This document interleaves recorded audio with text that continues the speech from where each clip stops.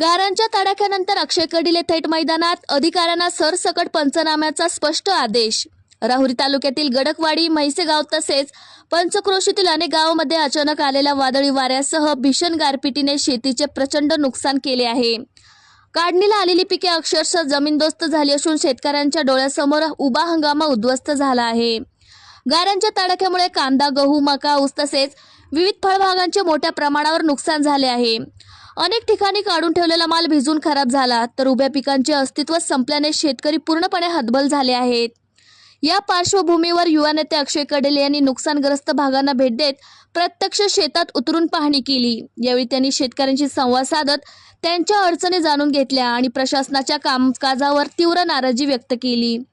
एकाही शेतकऱ्याला वंचित ठेवू नका, सरसकट पंचनामे करून तत्काळ मदतीची प्रक्रिया सुरू करा, असे स्पष्ट आदेश कर्डिले यांनी तहसीलदारांना दिले। पंचनाम्यात कोणतीही दिरंगाई किंवा अन्याय सहन केला जाणार नाही, असा इशाराही त्यांनी यावेळी दिला। दरम्यान कर्डिले यांनी पालकमंत्री राधाकृष्ण विखे पाटील यांची भेट घेऊन संपूर्ण परिस्थितीची माहिती दिली। यावर विखे पाटील यांनी संबंधित अधिकाऱ्यांना त्वरित पंचनामे पूर्ण करून नुकसानग्रस्त शेतकऱ्यांना आवश्यक ती मदत देण्याचे निर्देश दिल्याची माहिती कर्डिले यांनी दिली। कर्डिले यांच्या आक्रमक भूमिकेमुळे आणि तातडीच्या हस्तक्षेपामुळे प्रशासनाला हालचाल करावी लागली असून शेतकऱ्यांमध्ये दिलासा व आशेचे वातावरण निर्माण झाले आहे। गारपिटीच्या या भीषण संकटात कर्डिले शेतकऱ्यांच्या पाठीशी खंबीरपणे उभे असल्याचे चित्र सध्या राहुरी तालुक्यात पाहायला मिळत आहे।